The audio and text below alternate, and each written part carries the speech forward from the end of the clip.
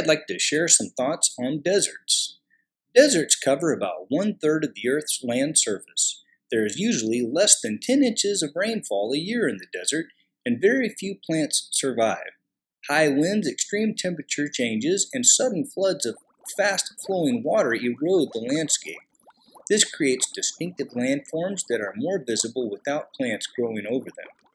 The desert landscape of Monument Valley, for example, on the border of Arizona and Utah, has flat-topped islands of hard rock called mesas and columns of hard rock called buttes. They were probably shaped by water erosion many years ago when the climate in the area was wetter. Softer rocks around the mesas and buttes have eroded. Desert sands are picked up by the wind and bounced along the surface in a process called saltation. As the sharp grains of sand bounce along, they hit the rocks and wear them away to form shapes such as arches and pillars.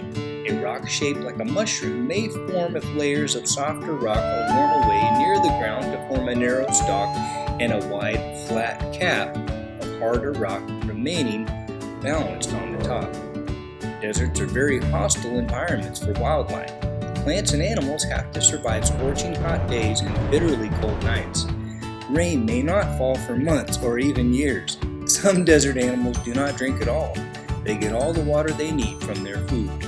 Others, such as camels, store fat in their bodies to use as energy when food and water are hard to find.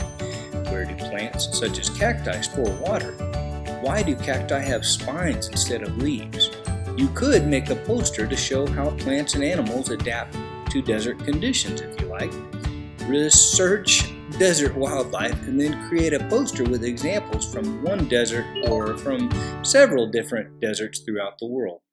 You may want to concentrate on either plants or animals. You could even choose just one plant, such as saguaro cactus, or one animal, such as the camel.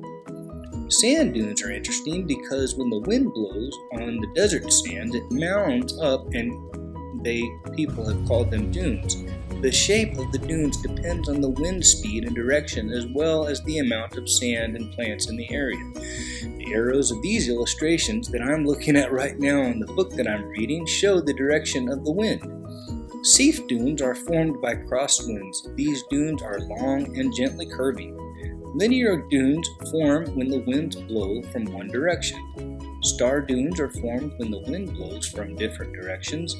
Barken dunes are formed around obstacles. This is an excerpt from the Understanding Landform Geography Skills book that you can find at your local library by Barbara Taylor.